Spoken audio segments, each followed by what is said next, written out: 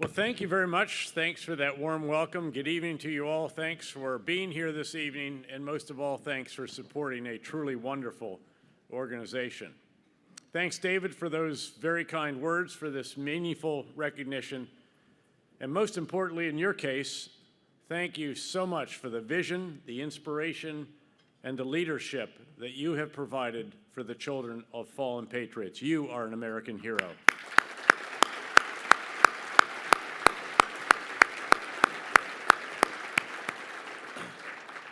We gather this evening, of course, in support of that very special organization that David and Cynthia have built, one that helps Americans discharge a sacred obligation, ensuring that the children of those who have lost their lives in uniform, the children of fallen patriots, get the education they need to succeed in life, even though their mother or father is no longer there to support that education. In providing this helping hand to families of the fallen, we lift an enormous burden from them. We ease their worries about the future, and we demonstrate in a very significant way how much we appreciate the extraordinary sacrifice of those who have experienced personally the impact of what Abraham Lincoln described at Gettysburg as the last full measure of devotion. Very few individuals were as privileged as I was to serve with our men and women in uniform in Iraq and Afghanistan and the greater Middle East, and indeed in the Balkans as well.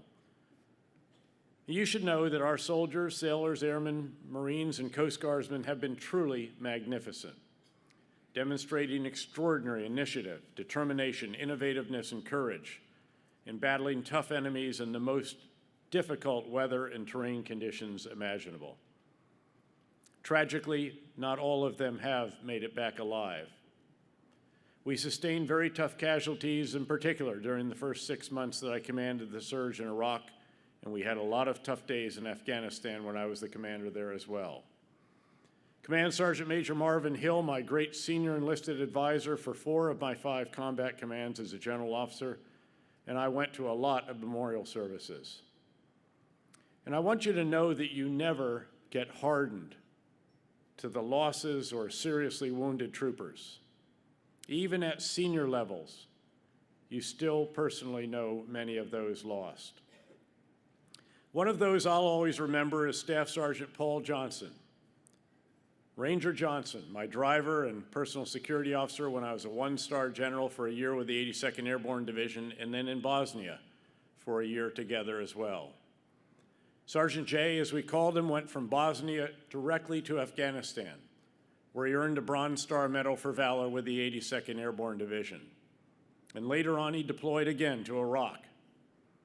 I'm certain he could have skipped that deployment, by the way. He was just back from Afghanistan, but he was not going to let his unit go without him. Tragically, he was killed in Iraq in the summer of 2003 when a roadside bomb blew up the Humvee he was in while on a patrol with the 82nd near Fallujah.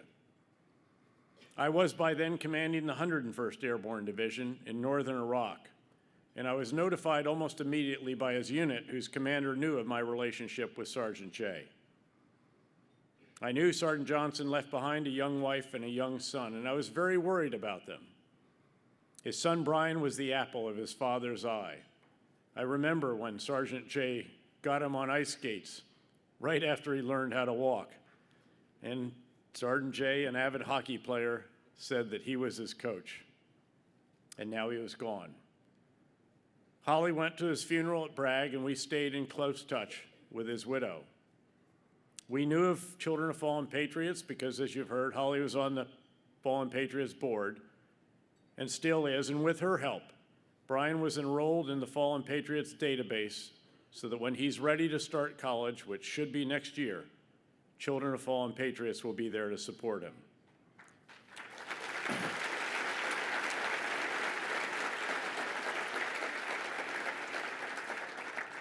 The assurance provided by Fallen Patriots helped give Sergeant Johnson's wife and his mother considerable peace of mind after they lost Sergeant J, who was, by the way, just 29 when he was killed serving our country. There are, of course, many stories like that one, too many, in truth. We've heard several others here this evening. Each is unique and each concerns a tragic loss, terrible grief, and then terrible worry. We can never bring back those who have died in the line of duty, nor can we replace them or assuage the grief that follows such a terrible loss. But we can provide reassurance, tangible financial support, and comfort and appreciation for those families that have lost a loved one while in uniform. I should add that as the children of the fallen grow up and as the years pass, many of them begin to wonder if anyone remembers or cares what happened to their parent.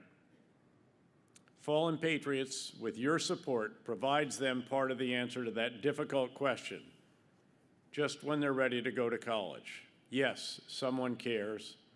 Yes, someone remembers. And yes, someone honors their parent. And yes, someone is there for them. That emotional support is just as important as, if not more important than, the money Fallen Patriots provides. Though that money is, of course, a truly significant and tangible manifestation of our care for them, our remembrance of the sacrifice they endured, and our honor of their parent, as well as our support of them. Given how special this organization is, it is a very special honor to be recognized by it this evening. As with any recognition for me, though, I'm well aware that I receive it first and foremost because of those with whom I was privileged to serve while in uniform, and especially of those I was privileged to soldier in Iraq, Afghanistan, and the greater Middle East and Central Asia. Any award I receive, therefore, I accept for them and with their sacrifices in mind. And also this evening, on behalf of my wife, Holly, as well, for all of her sacrifices and because it was through her, as a member of the advisory board of the Children of Fallen Patriots for almost a decade, that I became acquainted with Fallen Patriots. And it has been together that we have sought to support this great organization and its sacred mission. What David and Cynthia and Fallen Patriots board and team have built with your support and with that of other generous Americans like you, and Bob, that goes doubly or triply or quadruply for you and the Clark Foundation this evening, is a truly extraordinary organization, one with the most admirable and most noble purposes imaginable. In performing its very important mission, Fallen Patriots both lifts from the families of the fallen an enormous worry and demonstrates in a hugely significant manner that their fellow Americans appreciate the sacrifices that they have made. I sincerely believe that we have a moral obligation to help the families of our fallen, and it has been a pleasure and a distinct privilege to help Fallen Patriots meet that obligation. With that, thank you very much again for an honor that I will always cherish from an organization that I will always admire and always help.